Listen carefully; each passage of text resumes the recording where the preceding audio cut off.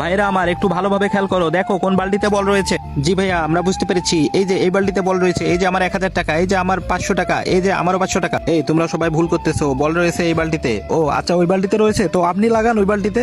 হ্যাঁ ঠিকই তো বলেছে, আপনি লাগান। আপনার তো টাকা নাই, আপনি এত কথা বলেন কেন? ভাই এই বালতিতে বল রয়েছে। আরে এই বালতিতে বল নাই কেন? ছি ছি, আমরা সব টাকা হেরে গেলাম। কি শান্তি, এখন সব টাকা আমার।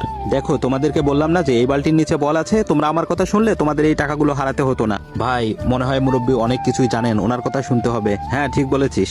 এই যে ভাইয়ের আমার, আবার লক্ষ্য করো, এই যে আমি বল রাখলাম, ভালোভাবে খেয়াল করো, বলো এখন কোন বালতিতে বল রয়েছে। দেখো তোমরা আর ভুল করিও না, এই বালতির নিচেই বল আছে। ঠিক আছে, এই যে আমার 5000 টাকা। শুধু 5000 টাকা? তোমার যত আছে সবগুলো লাগাই দাও। হুজুর সব যে লাগাইতে বলতেছেন, যদি বল না থাকে তাহলে সব টাকা কিন্তু চলে যাবে। দেখো যদি এই বালতির নিচে বল না থাকে তাহলে তোমাদের সব টাকা আমি ফেরত দিয়ে দেবো। দেখো বন্ধু, তোমার চোখে যদি এই বাচ্চাটিকে সত্যি কিউট মনে হয়ে থাকে তাহলে ভিডিওটিকে লাইক, চ্যানেলটিকে সাবস্ক্রাইব করে কমেন্টে তোমার সুন্দর নামটি লিখে যাবে। এই ছেলে, তুমি এখন বালতি উপরে তোলো। হুররে, আমরা জিতে গেছি, জিতে গেছি। ও আমাদের টাকা ডবল হয়ে গেল।